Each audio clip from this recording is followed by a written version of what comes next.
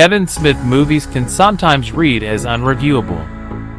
Take in point, Clerks III, which more often has the feel of a behind-the-scenes feature, a home movie, or a commemorative issue than a film that should be taken on its own and judged for creativity and intent. It's good with its minimal creative aspirations, and it can be as personal for the fans as it is for him, a tear-eyed businessman who made movies you may love. That is its selling point. You won't get much that's new or memorable, like when you first saw Clerks, but you will be able to revisit the making of it.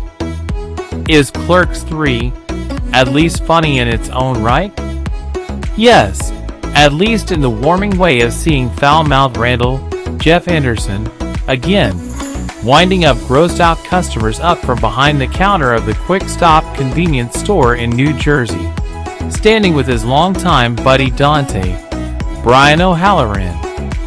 It's equally curious and bizarre to see Randal and Dante still at the quick stop, like employees frozen in carbonite since reopening the store in the last movie. But Smith's writing isn't about doing something special with this labored depiction of Arrested Development. He's too focused on just making it about Clerks. There's also a funny life change for religious Transformers fan Elias, Trevor Fehrman from Clerks II, which this movie leans into as its best ongoing joke with various appearance changes, parallel to tedious jokes about NFTs and his own silent companion, blockchain, Austin Zajur. Then there's loitering drug dealers Jason Mewes and Silent Bob Smith, who now own the video store next door and have naturally turned it into a THC shop. They have a few dim-witted moments of self-realization that made me chuckle.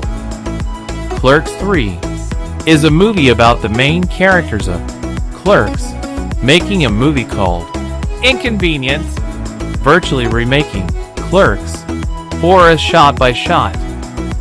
Randal suffers a heart attack, a Widowmaker, WTH 80% chance of not winning, as Smith experienced himself, and it leads to an epiphany. Poignantly, he says, "I saw the whole movie of my life flash before my eyes, and you know what? It sucked."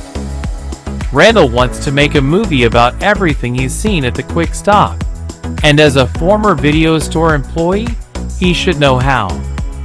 He forces, Dante to become his producer, and the production will shoot inside the quick stop and use memories, putting the latest strain on their relationship.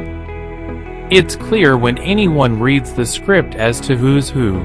Dante is a Dante, a funny joke, and Dante's exes are in the mix too, like Veronica, Marilyn Gigliotti. Eye-rolling as much as he ever does, Dante is not amused, but he goes along with it. The George Lucas of his own View Askewniverse, Smith has created his own mini blockbusters that parallel the larger business.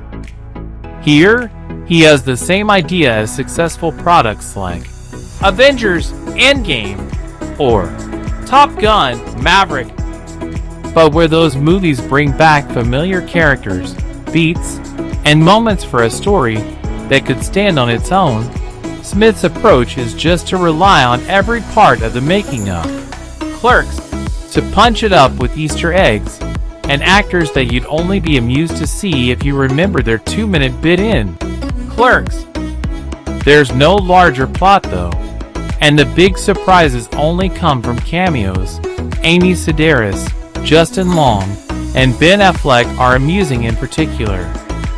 The meta-storytelling of Clerks III gets more and more flat when it's about paying tribute to Smith's own eureka moments and filmmaking back in the 90s than what Randal, as an individual character, does. Sure, it's cute that Randal's crew has a mic on a hockey stick, as the boom mic used for Clerks really was, or that they repeat a nauseating car sequence where the camera, in the back seat, leaps from Randal and Dante with each line while talking about not going to film school. But there are so many scenes of Clerks III that are so beholden to the text of Clerks, with actors brought back to play the same role, recreating a shot. It's here that the movie within the movie is not about Randal, but just Smith rehashing it, championing his references for existing.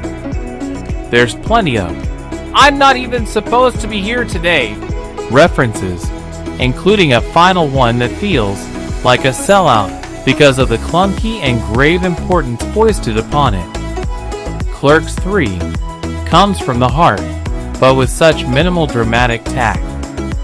Aside from the numerous times Smith goes for the swells of recognition, he can easily let other elements do the work. A wistful ballad played out in full. O'Halloran's wet eyes in sad scenes that hit like commercial breaks and are meant to squeeze him and us for tears. The inclusion of bracing death as the ultimate reminder that such preciousness is justified. Familiarity with Smith's previous movies is not as crucial to enjoying Clerks III, so much as sentimentality. And for as welcome as its sentimentality is, Clerks III shows Smith wanting points simply for embracing it. Sometimes it is enough. At least while the movie is unfolding, the charms faded fast for me the minute it was over. With Clerks III, nostalgia is its own convenience for Smith. It's cheap and fleeting, but it is comforting.